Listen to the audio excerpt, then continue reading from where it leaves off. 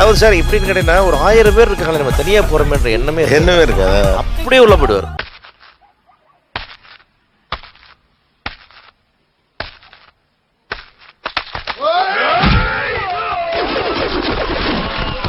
ஆக்சுவலா இந்த ஷோவை கேப்டனுக்கான ஒரு ட்ரிபியூட் ஷோவா பண்றதுல ஒரு ஆங்கரா இருக்கல எனக்கு ஒரு மகிழ்ச்சி. அங்க ஒரு தவிப்பு இந்த ஷோல நான் ஒரு பார்ட்டிசிபேட் ஆயிருந்தேன். சத்தியம் பாரியா சாரே, நீங்க ரியல் கேப்டன் சாரே.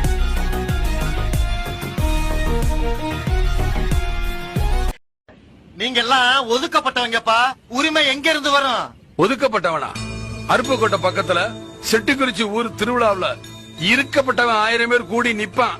ஒதுக்கப்பட்டவன் விபூதி போட்டாதான் குதிரையே சாமி ஆடும். இன்றைக்கு நீங்க பேசவிருப்பது சொக்கத்தங்கம் விஜயகாந்த் அவர்கள்.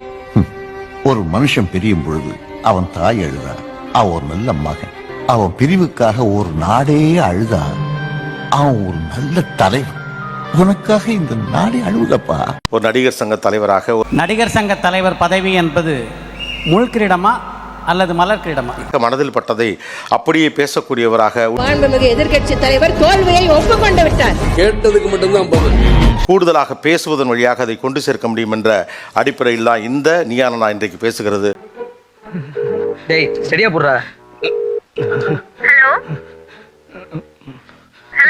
அவருடைய மரண செய்தி கேட்டவுடன் நீங்கள் போய் பார்த்த ஒரு பிக்சரோ அப்படி எதை உடனே போய் பார்க்கணும்னு தோணுச்சு? எதை பார்த்தீங்க? அத வேற ஞாபகப்படுத்திட்டீங்க. நெஞ்சமெல்லாம் பொண்ணா இருக்கு தம்பி, மறக்க முடியல. அந்த வானத்தை போல மனம் படைச்ச மன்னவனே. முகத்துல பொய்யே இருக்காத ஒரே நடிகர் ஜெயகாந்த் தான். எப்படி எப்படியோ ஏதையாவது விஜயகாந்த மடக்கி இருந்து பாக்குறாங்க. மடக்குங்க நிலையில நான் என்ன சொல்றேன், எதுல மேடம் காசுல தானே. ஷூட்டிங் வந்தா ஒரு ஹீரோ பின்னாடி ஒரு 10 ஜிம்பாய்ஸ் வராங்கல்ல, அன்னைக்கெல்லாம் மொத்த ஷூட்டிங் யூனிட்டுக்கு அவர் தான் ஜிம்பாய்.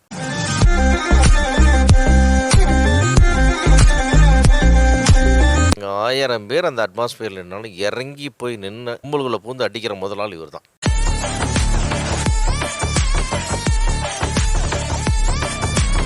எனக்கு தெரிஞ்சு அவர் உள்ள போனதுக்கு அப்புறம் அவர் ஏத்து யாருமே பேசணும் தான் நான் பார்த்ததே கிடையாது.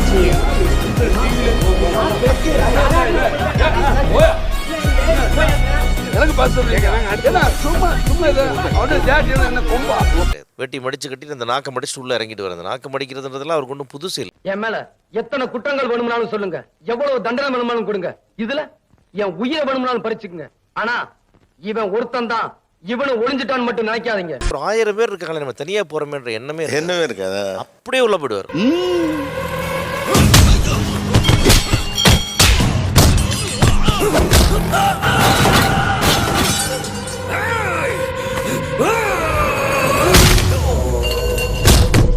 கடைசியில் அவன் என்னம்மா நான் உங்களோட போட்டோ எடுக்கணுமா, இவ்வளவு பிரச்சனைக்கு அப்புறம் கொன்னு அப்படின்னு எனக்கு அதெல்லாம் பயங்க. என்ன செத்த 6க்கு 3 தானே, அதுக்கு மேல என்ன வர போகுது இந்த உலகத்துல? இவர் இறங்குறதுக்கு வழி ஏற்படுத்துறதுக்கு ஒரு 20 பேர் ஆயிங்கிறாங்க.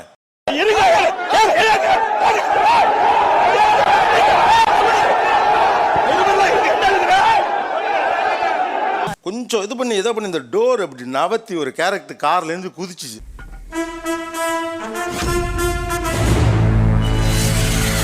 குதிக்கையிலே வேட்டி மடிச்சுதான் இருந்துச்சு. இந்த சைட்ல கம்பு ஊனிருப்பாங்கல்ல, இப்படி ஒரு பெஸ்ட் ஸ்டண்ட் பெர்ஃபார்மருங்கிறது அதுதான். ஒருத்தர் மேல அடிவில்கள். இதனால அன்பா சொன்னீங்கன்னா காலில் விழுவேன். எது உண்மைங்க அதை விட்டு இந்த அடிச்சு விடுவேன் ஜெயில. அதுக்கெல்லாம் வேற ஃபுல்லா ஒதுங்கி ஒத்த ஆளு அப்படியே வர்றாரு. ஒத்த ஆளு யாரும் இல்ல உள்ள. நீ செஞ்ச புண்ணியம் உனக்கு என்ன பண்ணுச்சுன்னு கொடுத்துச்சு பாரு, உனக்கு ஒரு சாவு. செத்தா இப்படி சாவணும்னா பா.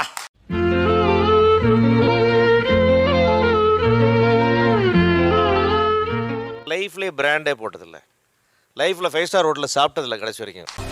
இவ்வளவு பேர் இருக்கு, இந்த 4 பேர் வந்தா ஒரு நேரம் சோறு போட மாட்டீங்க.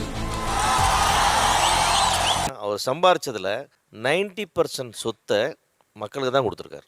என்னையா கோடி கோடியா சேர்த்து வச்சு எங்கயா கொண்டு போறீங்க? செத்தா கூட அருணாக்குடி அத்து விட்டுட்டு தான் உள்ளத்தை கொண்டு போய் போதைக்கிறான். அவர் இன்னைக்கு இறந்துருக்கலாங்க. தமிழ் சினிமாவில் ஒருத்தர் சாப்பாடு சாப்பிட்டு முடிக்க வரைக்கும் அவர் சாப்பாடு தான்.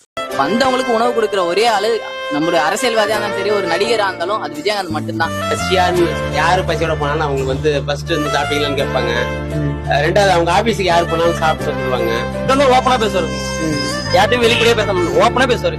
அவருடைய தர்ம குணம். சாப்பாடுன்னு எல்லாம் சொல்றாங்கல்ல, அது தெளிவா சொல்லலாம், அது பிரச்சனையே இல்லை.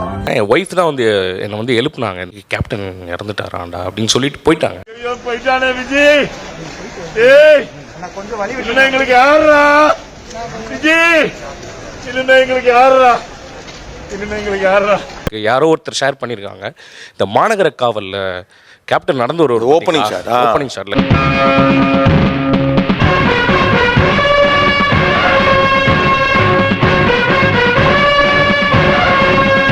அப்போ வந்து மைண்டில் ஓடுனது என்னன்னா, இப்போ கம்பீரமான ஆள் இப்போ இப்படி ஆயிட்டாரு அப்படின்ற அந்த ஃபீல் தான் சார் ரொம்ப இருந்தது. காத்து கூட நுழைய முடியாதுன்னா கோயிலே வந்துட்டு இருக்கேன்.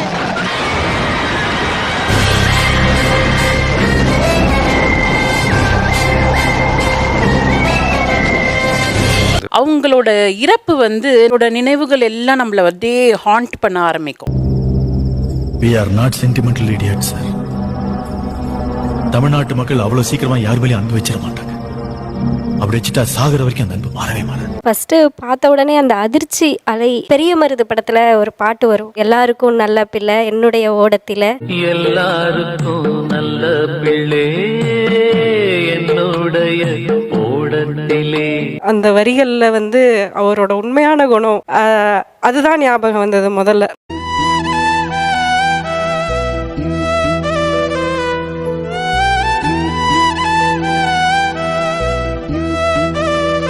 பெரும் மழையில் வந்து பார்னுடைய மதில் சுவர் இடிஞ்சு விழுந்துருச்சு, ஒரு 20 பேர் செத்துட்டாங்க. அங்க எல்லா அரசு அமைப்புகளும் வருவதற்கு முன்னால இவர் தான் இருந்தார்.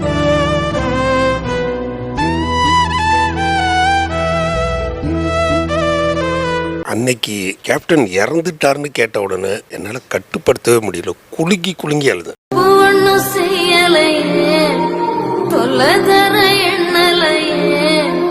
எந்த படத்துடைய நடிப்பு உங்களுக்கு பிரமிக்க வைக்கிறது? வானத்தை போல வந்து கைது பண்ண வந்த அண்ணனை பார்த்து பண்ண முடியாம அழுவார், வேலையை பண்ணாலும் பரவாயில்லன்னு.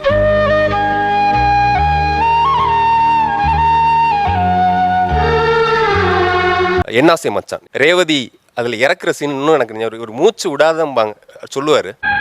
மூச்சு விடக்கூடாதுன்னு சொன்னேன், நிறுத்திட்டியமா. சார் வந்து ஆக்ஷனாக பார்த்துருக்காங்க, கம்பீரமாக பார்த்துருக்காங்க சார். ஆனால் நகைச்சுவை உணர்வு வந்து அவருக்கு ரொம்ப அதிகம் சார்.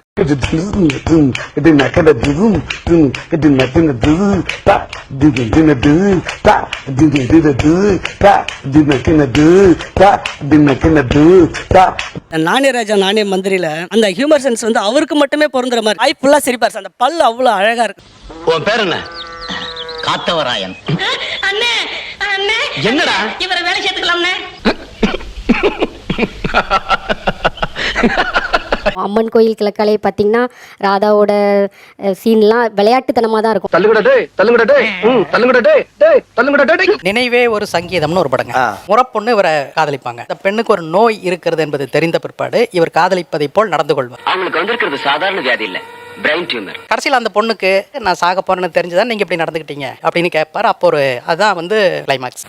நான் சாக போறேன்னு தானே இவங்க எல்லாம் வந்திருக்காங்க. இங்கே சினிமாவில் பார்க்குற அந்த கோபம், அந்த வெறி, அந்த வேகம், அதெல்லாம் வந்து அவருடைய இயல்பு. சொல்றதுக்கெல்லாம் பதில் சொல்றீங்களா? சொல்ல மாட்டேங்க, நான் எங்க சொல்லுவேன்? கோடி இருக்க லட்சக்கணக்கான கூட்டங்கள் இந்த மக்கள் மன்றத்துல தான் என்னால சொல்ல முடியும்.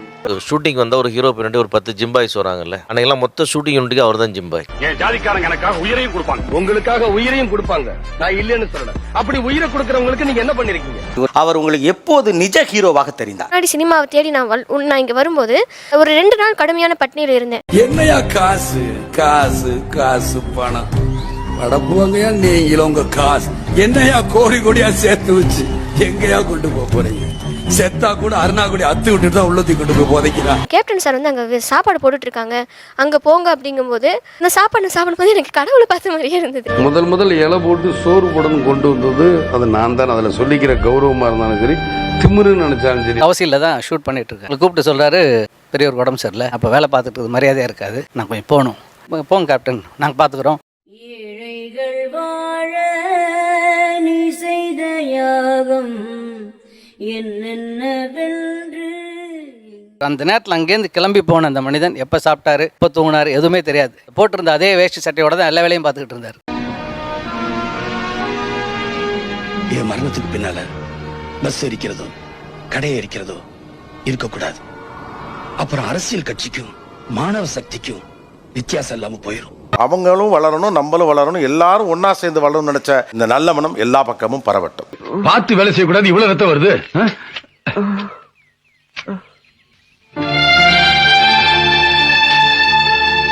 ஏன்பா கவனமா இருக்கணும்ல.